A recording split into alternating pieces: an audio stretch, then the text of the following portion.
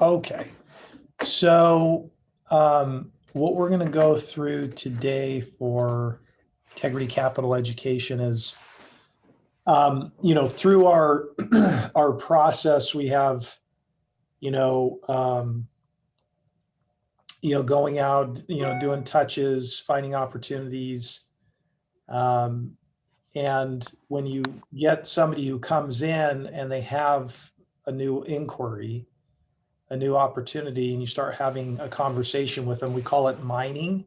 So this is the section of the process, which is mining. So when you create a new inquiry and it looks like this, we're going to walk through what's on the Salesforce today, all of the questions and data points. And we'll just kind of talk through those, and I'll try to, again, make it interactive. But and what I want to say is that this section for the loan associate, in my opinion, they're all important steps, so don't misunderstand me, but in my opinion, this is probably one of the most critical things you can do here, is being super thorough on going through all of the questions. Okay.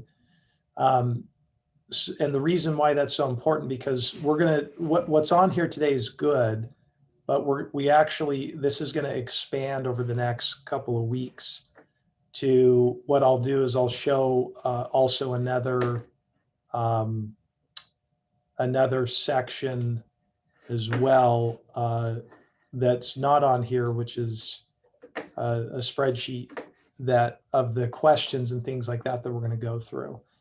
And the reason why is, we just found that as we go down the process and down the line, that if we didn't capture some of the stuff up front, then we probably would have saved ourselves like a lot of time, a lot of headache, down the road, if we would have been a little bit more thorough up front. This just goes back to, our sort of vision statement of being the most proactive commercial mortgage broker, for the client. So really, this is designed to capture information, right? So we have, the ability to understand what's going on, but also to vet out. That's why they call it mining. We're trying to mine through minefields to see if there's anything that could be explosive and cause issues down the road up front. So that's really the purpose here. So the first one obviously is the inquiry name, just making sure you have as specific as you can, Lindsay and Warner retail refi, so that you can designate, or someone can designate what it is, property address, location, name of the building, et cetera, et cetera. So some way to identify what that is. This will just show you what, stage it's in, so this is going to just automatically auto-populate based on where it is. It's really important that you put in the loan amount. And some of you guys might say, well, I don't know what it is yet. And that's okay. If it's zero, it's zero.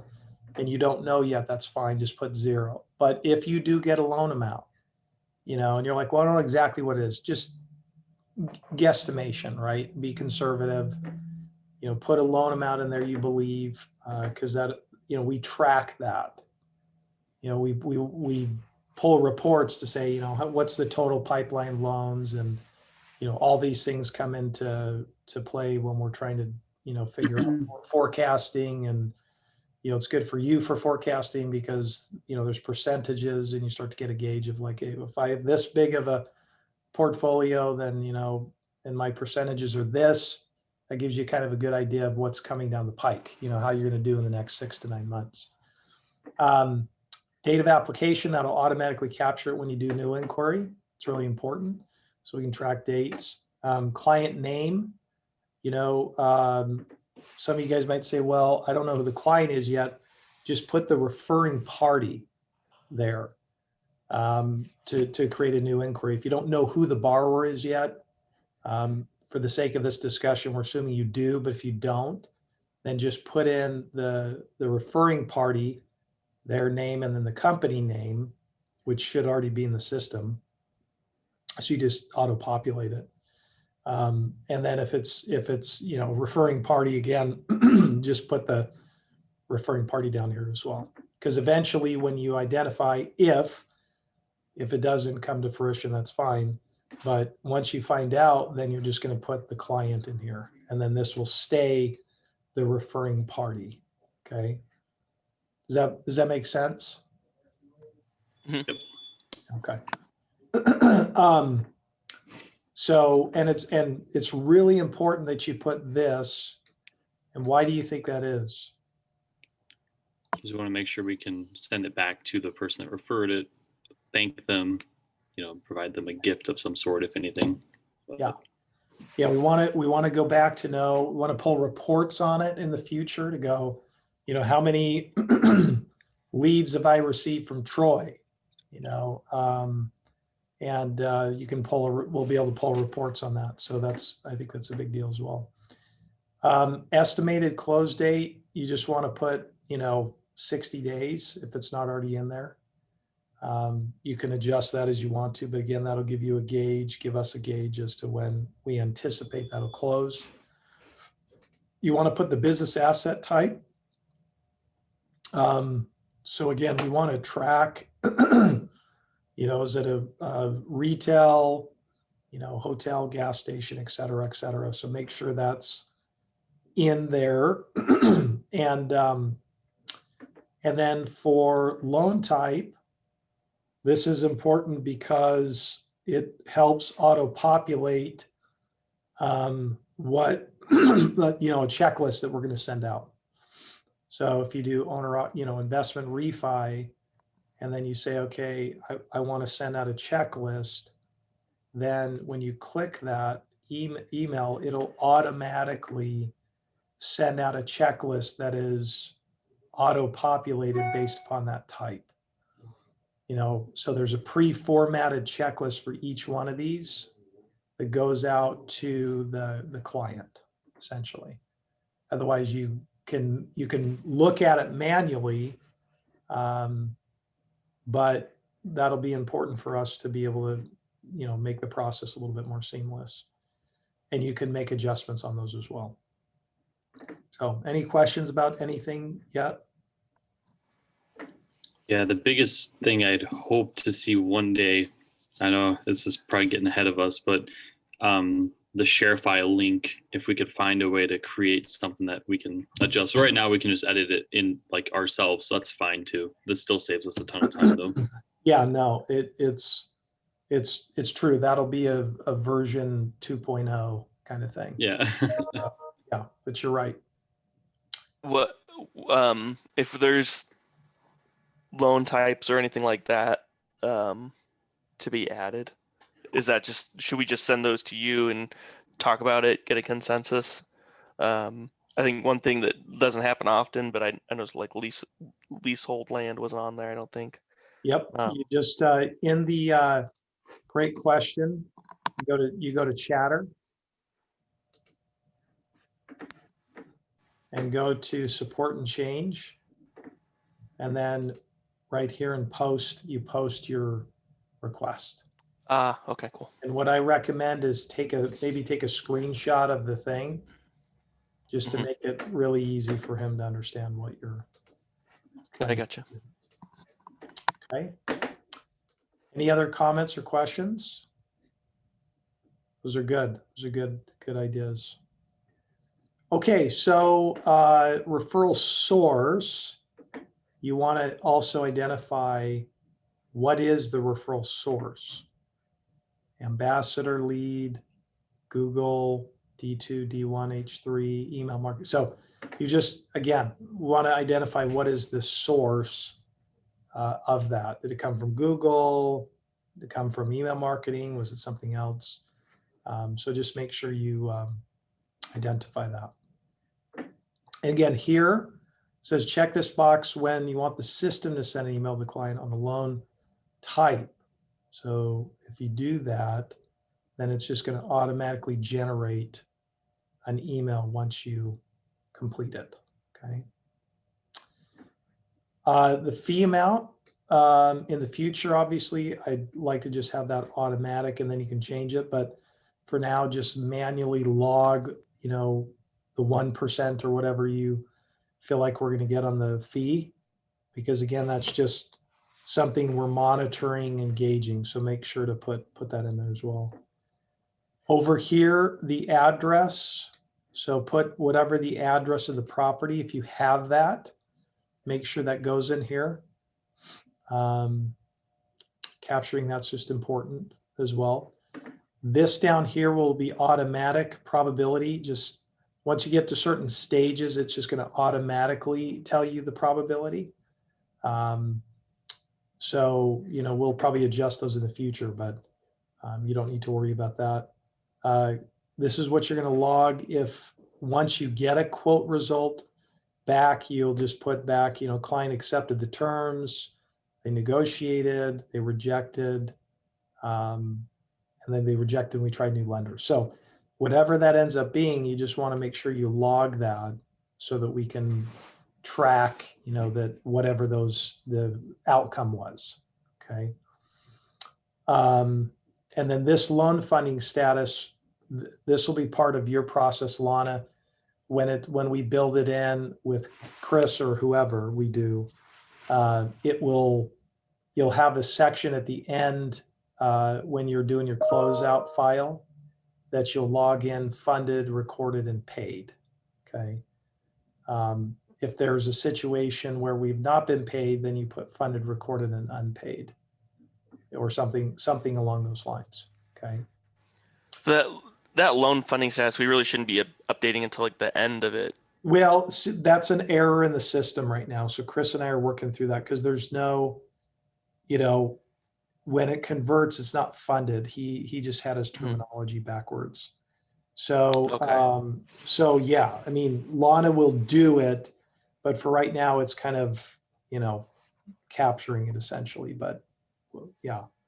So Okay. you're not going to do any of that. That will be on the loan processor side to, when they go through their checklist, they'll go back and mark that as funded and recorded and paid, so that we can track all these dates. Because you see all these dates down here. Mhm. So, So Dave, when I have a question. Yeah. Funded, recorded, and paid.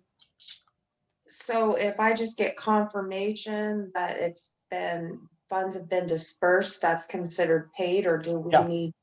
Okay, well, you would always want to just confirm, like Tom called me yesterday and said, hey, you know, the deal closed, you know, you should have gotten the money, and I confirmed it, we did.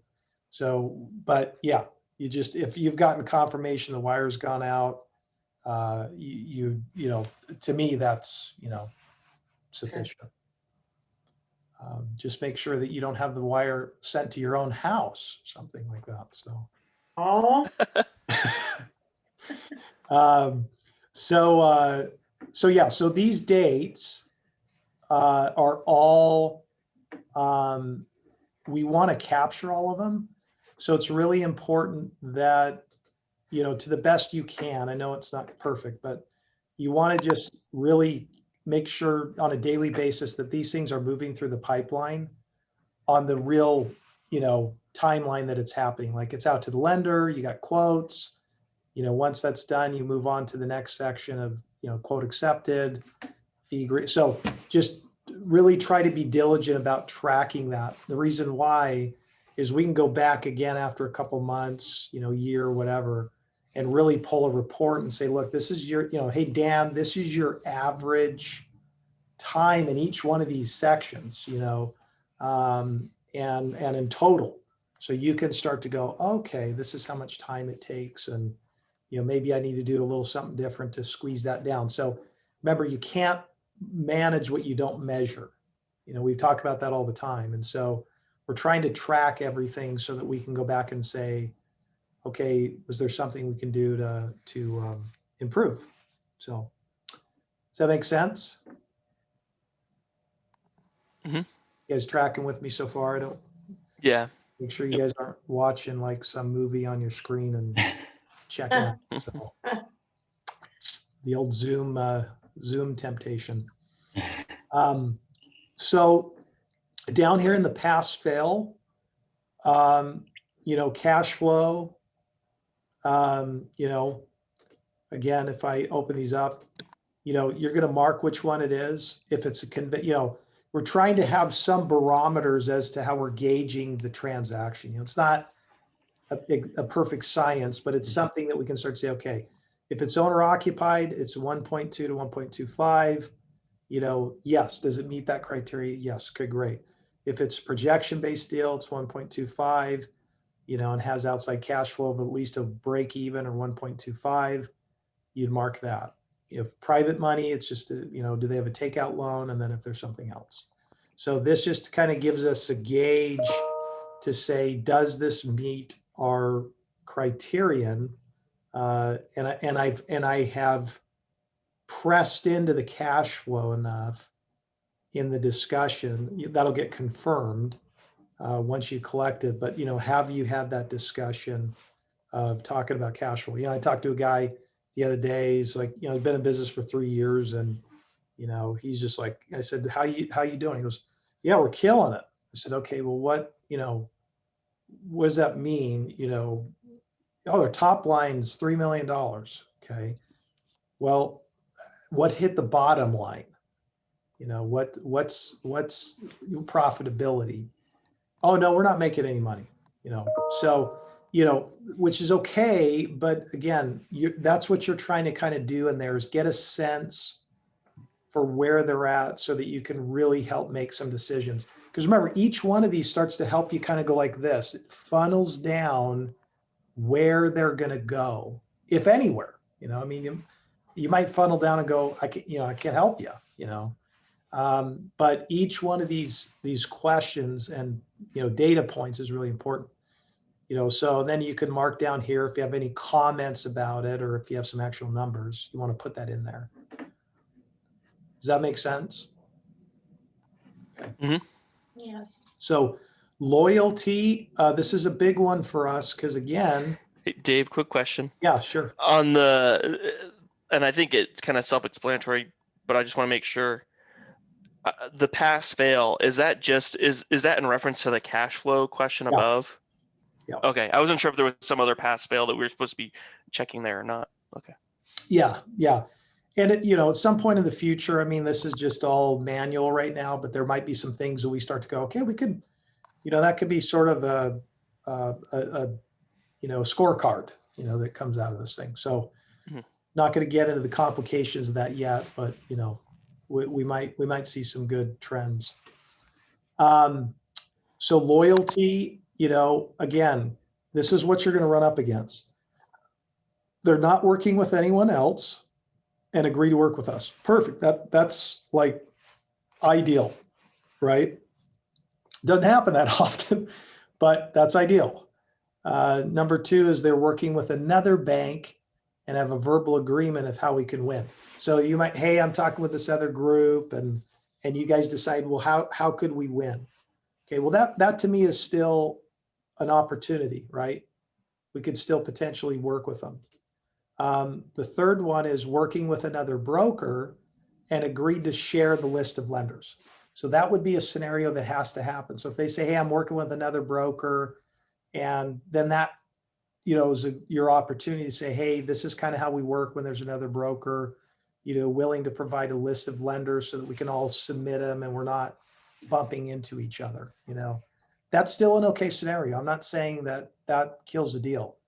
Each time you go a little deeper in these, it makes it harder, but you know, we're not, we live in reality, right? So, you know, people are not just always going to go with you. So, but that to me is a very okay scenario to still proceed forward. Okay. There are no options for loyalty with the client, right? So and then there's some where you just kind of go, okay, you know, this person's shopping like crazy. You know, they're not loyal at all. You know, they have no intention really of, they're probably just using me to get a quote and then they're just going to go back, right? So you have to determine that in this section of, you know, should I be still proceeding or not? And so, you know, that's really important. I think, you know, we had one guy, Tom remembers him, he was a self-storage guy that I think he shopped at literally every bank probably in town. and then some, you know, I mean, it probably just. Yeah, when I first started describing the deals to the lenders, they would say, "Is this so and so?" Right. I'd say, "Yeah, you've already heard this, haven't you?" If you hear this is so-and-so, chances are you're probably gonna, you know, not spend a lot of time on that deal. Yeah. Yeah, it's, so anyways, but that's really important because again, that to me is, you know, all these things are for your benefit because, you know, we're trying to make it so that your time is best, you know, spent and that you're also benefiting the client too, because, you know, we're just trying to help them understand, hey, we're probably not a good fit for you, you know. Urgency. Hey, Dave. Yeah, go ahead. Oh, sorry. I was actually just thinking of a really random thing, totally like from ahead of here, from before, where if you put in an inquiry, does it automatically, and this might have been answered, does it automatically create a tickler if it goes past that 1 week threshold? Or Yeah. is there a way that we could maybe do that? I'm pretty sure it does, Dan. Okay. But Yeah, I'm trying to remember if it was. well, let me put it this way. It should automatically Okay. do that. And if it doesn't, then you need to let me know and then, or let Chris know. Okay, I'll make a note of that. Okay. Because I caught an error where I saw that not happening. It should be happening automatically. But Yeah. if it's, and so he supposedly fixed it, but if it's not, then, you know, let me know. Or don't let me know, just let Chris know on the chatter. Perfect. And when you're doing chatter, guys, just be as specific as you can with them so that, you know, I mean, it's a little tricky sometimes, you know, because he doesn't understand what we're talking about. So,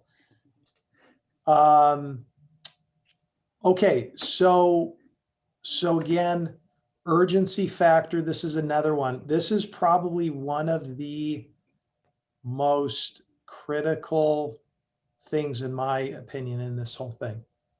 I think urgency literally is the number one thing of whether a deal is going to happen or not. You know, outside of, you know, other linear factors, right? You know, I'll say all other things being equal, urgency is the number one thing. Because if someone does not have that clear motivation to do this, it's like, you know, pushing a rope, right? It's just not going to happen.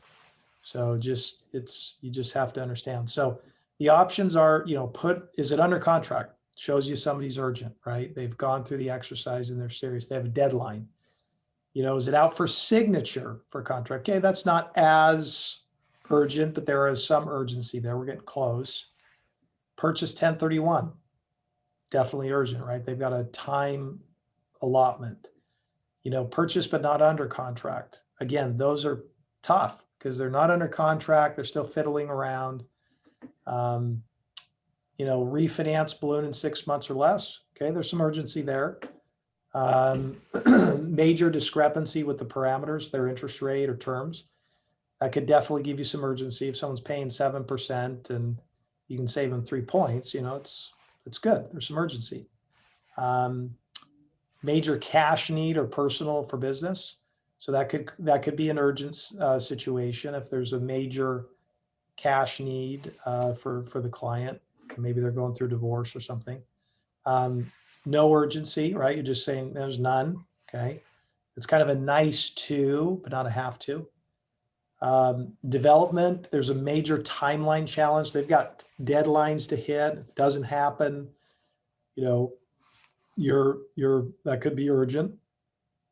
Again, cash need with urgency and then no urgency. So your job is to really press into that.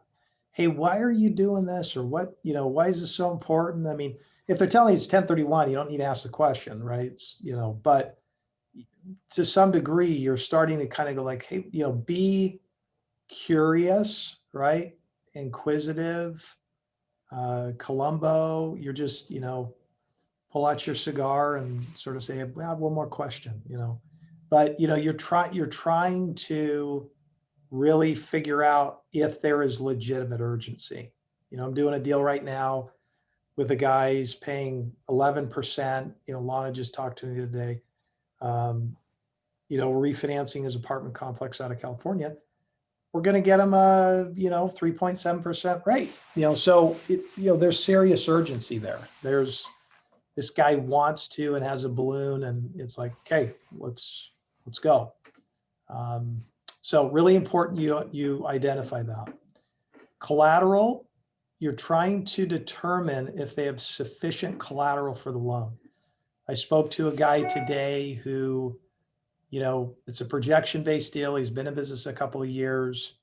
He's looking for working capital. And I go, well, how much do you want? He goes, $1 million. I said, do you have any real estate? No. It's like, okay, it's a tall order. You know, there's no collateral. And so you're trying to determine here, you know, is it real estate investment non-recourse? It's got to be probably 65 to 70%, unless it's an apartment, you know, loan to value. Okay. Real estate triple net properties has got to be 55 to 65%. That's pretty, you know, down the road. Real estate investment recourse must be 70 to 75%. That'll ebb and flow, but you know, real estate investment new construction must be 65% pre-leased, and you could borrow 70 to 75% of the cost. So, you know, it's got to be a pre-lease if it's a investment construction. Real estate investment new construction spec, they have to have a very strong guarantor with outside cash flow, and cash flow will be 60% loan to cost. So again, these are just areas that you can start to kind of, they're not exact things. They're just giving you some pretty good handles to grab onto to kind of go, you know, is this situation realistic or not? You know, owner occupied SBA conventional, 90% loan to value. Non-conventional is 80 to 85, meaning special purpose. Conventional 70 to 75%. And then business acquisition, you're just going to have to kind of talk to a manager about it because those are all vary. So does that make sense what we're trying to accomplish there? Yep. I know, Lana, for you, some of this, you're going, well, gosh, Dave, this isn't applicable to me. But it is, because, you know, it's just important for you to really understand what we're doing. Because, Oh, yeah. you know, the more you know, the more you're sort of going, you're just better educated to do a better job. Mhm. So credit, okay. You know, again, bankruptcy, foreclosure, short sale. And remember, what's the key I always say on this when you're talking about credit? All And the oh, go ahead. I like it's just when we're talking about credit, we need to be asking like the question over and over again and rephrasing it, not just Yeah. what's your credit like? Oh, Yeah. it's superb. Yeah. Well, Right. tell me what superb means. Yeah. Yeah, you gotta press into that question. And specifically touch on, you know, like events like, you know, bankruptcies, foreclosures, not just have you hit any bumps in the road? It's really got to be specific. It's like this. If I say to you, hey, can you refer me some clients? They go, what do you do? Commercial financing. Okay. That's very different conversation than when Dan said to a client the other day, hey, we really focus on car washes, triple net properties, da, da, da, da. As soon as he got done, she goes, oh, you know, I have a client that does da, da, da, da, da in the car wash space, right? As soon as you get specific, then something happens, you know. When you just say, how's your credit? And they go, yeah, I got a 750 FICO score. Well, they may have filed foreclosure, you know, 3 years ago, and have a perfect FICO score, you know, or they may have had a bankruptcy. So it's really important that you name those off. And so, because it'll jog the, oh, I did have a bankruptcy, but, you know, so just be as specific as you can on those, okay? Somebody once told me that specific is terrific. Are you serious? That guy's Yeah. brilliant. You ought to find out. I wonder who that was. Yeah, some sort of genius, but who knows? So basically, fee discussion, again, I can't emphasize this enough. Talk about it up front and then talk about it again. And, don't slide over this one because, nobody likes to talk about money, but you have to, right? This is what we do. So it's like, hey, this is how we get paid, and it's what we charge, and the lender's going to probably charge this, and you're going to find out real fast. Oh yeah, I never, I had a guy do that with me the other day. I was just on the phone with him, and he says, tell me your rates and fees. You can tell. You're going to find out real fast. The very first thing they start talking about, tell me your rates and fees. It's probably something you're not going to work with. I mean, I'm just telling you. But if he's like, how much you charge? I said, we charge a point. Make my charge a half to one, depends. Because I've never paid more than a half a point. I'd never, so conversation's over, right? Like we're not going to go much further. So it's like, hey, this is what we charge, and I'd love to be a nonprofit. We're not. So again, it's some people go, gosh, that seems harsh, but again, you just spent 5 minutes filling the stuff out, and you just saved yourself probably 10 hours of nightmare to find out the same thing and, down the road. So just get it out up front, credibility. Again, big deal. What's their history? I've worked in this business for more than a year. I've worked in a like-kind business for more than a year that's applicable. Is partnering or going to hire somebody that has industry experience or does not have credentials? So you're just trying to find out, does this person have the experience? I've had many instances where, clients just go, yeah, I'm doing a self-storage facility. Have you ever owned one? No, never done. He goes, piece of cake, not a problem. It's like, it's not piece of cake, and you're not going to get approved. So there's some gray area here, but generally speaking, you need to know if this person has some credentials, because that's a stopping point for you to say, hey, look, you really got to, in some instances, you're going to have to stop and say, look, we got to figure this out, because, we're not going to get it approved if we don't. Okay, I'm going to stop for a second. Any comments, thoughts? Is this all adding up for you guys? I know you're doing this. It's important we go back through it just to refresh and make sure we're super diligent so that we can have success. Okay, expectations. What this is just like, okay, you've confirmed that the lender can hit timeframes. Remember, we've run into a couple of time frame issues on some deals, and we've wanted to say, how do we figure this out? So this is the loan associate's job up front, because Lana will, give you a little swat in the face if you don't do this. But basically, you've discussed with the client realistic timeframes. We're telling people right now for SBA 504 is 90 days, to close. And, got to let them know, otherwise we're going to get in trouble. You talk with the broker to assure purchase timelines. So it's important, not only because we just had this happen where the borrower is kind of like laissez-faire. Oh yeah, we're fine, not a big deal. But they weren't really aware of what was going on, I don't think. And so you also have to double down, make sure, especially if it's somebody who's never done this before, they just don't know. So if it's an owner-occupied person, they don't know. And so it's your job to confirm with the broker to say, hey, do you realize, like, these are tight timelines and we might not be able to hit them, up front. And then you also confirm with the lender that the timelines have been hit as well. Okay. Does that make sense what I'm getting at there? Yeah, need to make sure everybody's on board with the target dates and Yeah. Because that could kill a deal.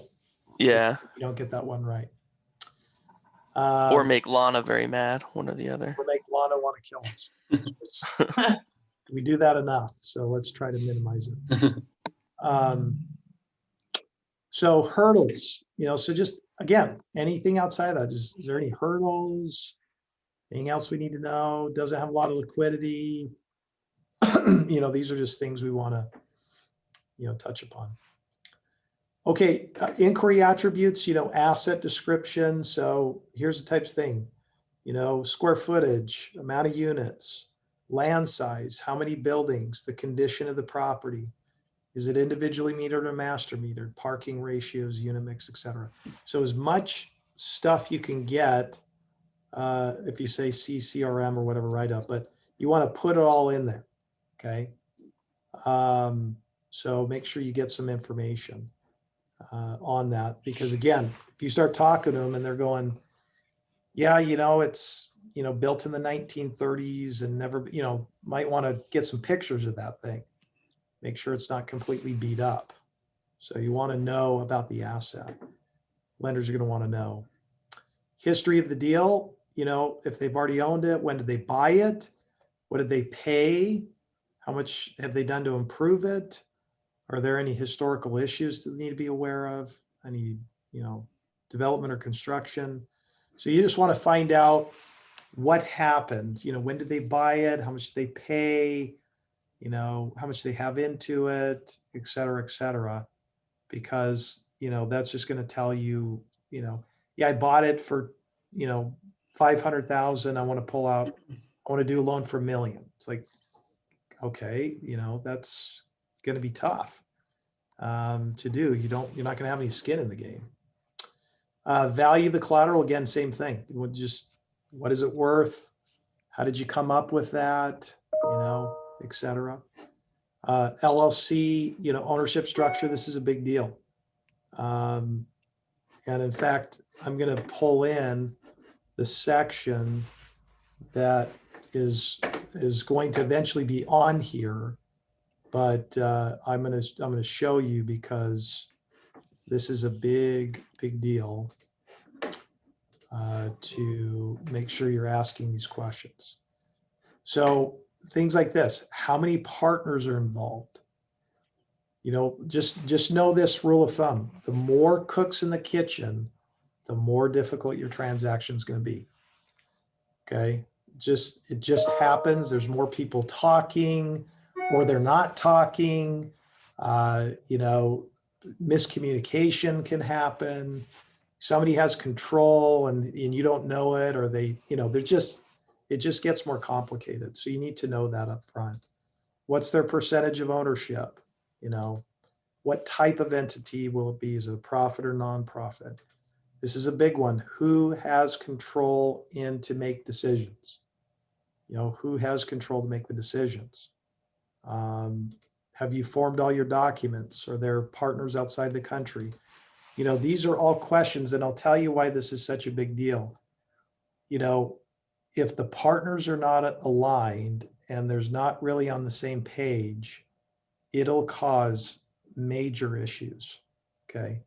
Because, we just had this happen on a deal we did with an attorney that he was so confident that he was, everybody's going to listen to what he had to say, and we got to the very end, literally. And he called us, it was kind of nonchalant. Hey, we're not going to proceed. The other borrowers don't want to do it, It's like, no, and that's why we had to put all these things in place, like, making sure that, every partner's on the kickoff call, because if everybody doesn't understand what's going on, like that's a big problem. So it's super duper critical that you make sure that really gets covered. Okay. And if you got 6 or 7 partners, let me just say this, I'm really sorry for you in advance. So So, because that gets messy. Okay, any questions on that now that I've depressed you officially? I'm having PTSD I'm not- flashbacks on our two deals that were like that right now. Well, I did a deal once with 8, now listen to this, 8 attorneys. Yeah, no thanks. I literally wanted to die at the end of it. I was just, I don't, this is horrific. Because they literally, we had Laser Pro docs, lenders like, you can't negotiate the Laser Pro docs. They literally were like, we're negotiating Laser Pro. I mean, it was just an absolute nightmare. So it's just the word of wisdom. Don't ever do that. This is a really important question. You're looking to sell. So you're doing a refinance with somebody. Are you looking to sell? Oh yeah, I have it listed. Oh, okay, that's good to know.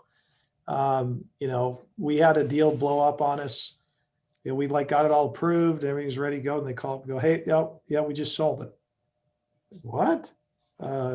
So, just good to ask that question and to see what their intention is. Okay. And especially because it helps you understand if you need to do a prepayment penalty or not. So, so just make sure you ask that question. What other deals are you working on? Hey, Mr. Salesperson, that's a great question for you to ask right there, right? Yeah, actually I have 2 other, okay, great. Let's get information on that, so, that simple question could probably increase your production 20-25%. So it's for your benefit. All these are for your benefit, but dead inquiry. So when you get down here, if it's going to close or we're going to move it out after a week, make sure you give the reason: lost to competition, shopping with another broker, character issue, communication breakdown, walked away, market. Okay. What's the rating? Is it high urgent? So you want to stay on top of them, or lower combination? And then, put a tickler. Okay. So a tickler will kick it into this section, this section, and it'll say all ticklers. Okay. And then you can have your list to follow up on. But once you do this one, once you do the loss reason, it will move it to dead. Okay. It will automatically move it to dead. And then right here, you want to put the follow-up date to follow up with them, which will be right in your tasks. Okay. Mhm. So, and then you hit save and close. So a couple of things that are going to be in the system, hopefully in the next couple weeks, is these questions. I want to be super thorough about this. It'll be a personal section. In fact, I wonder if we'll just use this, that's fine. But, these are the kinds of questions you're going to be asking. Is everyone involved a citizen? Big deal if someone's not. If not, we need to get details and check with the lender. Are you married? Yes or no? That's a big deal because, then there's some other questions. Are you going through, I know this might be a little, it's like, gosh, Dave, that's kind of personal. Well, guys, you do a commercial loan, you're going to get personal, like whether you like it or not. So it's a personal business. Unfortunately, all this stuff comes out. So you're going to have to get over the whole, I feel like I'm invading somebody's privacy. The minute you got in this business, you were in invasion privacy world. So just get used to it. Is anybody going through divorce? And that's the way I typically ask it. That doesn't get too personal. It's like, is anybody? Yes, I am. Okay. I'm sorry that's happening. Tell me what's going on. So, you got to ask the question, because that could cause a lot of problems. If you're not aware of it, could blow the deal up. Are you aware that your spouse will have to sign a personal guarantee? Guys, that's a big question to ask, because in their mind, got to understand a lot of these people who, if they haven't done a deal before, that they don't even understand that. And if they do, and it's a problem, and they don't find out till the end, like, whoa, like watch out, that's a big problem. So, I've had to have many late night discussions with wives that, to try to temper things down. So just ask that question. Okay. Are you currently involved in any lawsuits? Again, this is, we've kind of talked through some of these things, but you want to hit up. So these will already be kind of captured, but here's another one. Have you ever defaulted on any federal debt in the past? If you're doing an SBA loan, that's a big no-brainer, like that's a non-starter. Have you had any back taxes owed, or do you plan to pay them back? So if there's back taxes, you want to know what that is. Do you have a trust? And do you realize the trust will have to guarantee? So these are very important questions that will literally save you hours and hours of headache if you didn't know that up front. And quite frankly, it'll save Lana a lot of headache in the back end. Okay. Any questions about those? Okay. If it's a business startup, this will be a section. What made you decide to do the business? You want to understand like what's going on there. I like to cook. Okay, well, let's get a little further than that. What skills, background do you have to run this business? Have you written a business plan? Where will your down payment come from? 15, 20%. What exactly are you selling? What's the name of your business? Who's your competition? How many jobs will you create? Why is there demand for your service? So these are good, just questions to really flush out to see if somebody is, a worthy candidate for a startup business loan. Okay. So that's a good one to ask. Not a whole lot I need to talk about there, but business information in general. How many jobs do you think could be created as well? So we kind of hit that here, but if it's just in general, how many do you think will happen from this? SBA needs to know. How many employees do you have? How long have you been around? Does the business have any affiliates? Is it a franchise? If it is a franchise agreement in place? Is your business cyclical? So these are just some general questions to try to flush out some things. Ownership information, we already talked about that. Loan questions. If you're raising the money, what is the payback schedule? So if someone's raising money, you want to find out like how much they're raising, how they paying it back. That's a big deal with respect to like, SBA stuff, because, there's ownership stuff. If they have 20% or more, there's, you can't have it as debt, there's, there's lots of things. So you want to really understand like, what is it that you're doing with respect to raising the money? Okay. So you got to press into that big. If it's a refinance, what is the payoff amount? And are there any prepayment penalties? Again, big deal. How many times do we find out at the end that there's a big prepayment penalty? They're like, oh crap. We just have that on a deal. We just closed it right now. So just, thankfully Tom kind of skirted that, but those can be deal killers. Do you have another lender that has UCC filings or cross collateralization on your business real estate? Lana and I just dealt with this on a client. Created a conundrum, because we didn't know that the lender had like blanket UCC filings, cross collateralized everything. We couldn't lien anything unless we took all their loans out. So those are deal killers. So it's really important. These questions can save you hours and hours of headache. Okay, construction. Do you have a GC picked out? Big question. Do you have a contract in place? Big question. Do you have soft or hard bids? Big question. How are you going to pay for the operating shortfall? Because a lot of times you're doing projection-based deal, there's an operating shortfall of cash. How's that going to happen? So you really have to kind of, again, flush those things out on an SBA loan. Because, people don't understand that if you're doing construction, that, man, you're going to almost, in a lot of instances, double the time of the transaction. Especially if they haven't done anything. If they're like, no, I haven't even talked to a contractor. It's like, you got a long ways to go.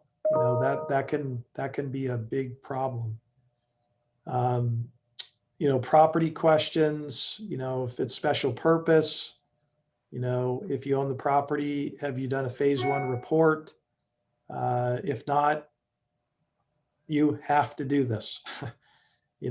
We've had a couple deals blow up because, there was environmental issues. So if they own the property, you got to find out, like, did they get a phase 1 when they bought it? No, I didn't think that was a big deal. Time out. Like, that's like big red flag. Okay. And Tom knows this, right? We've had a couple deals blow up. Yeah. So you gotta be diligent. If it's fee simple or ground lease, I know it sounds silly, but you might be working for a while and then all of a sudden find out it's a ground lease. So you got to ask the question. And if it is, how long is the lease?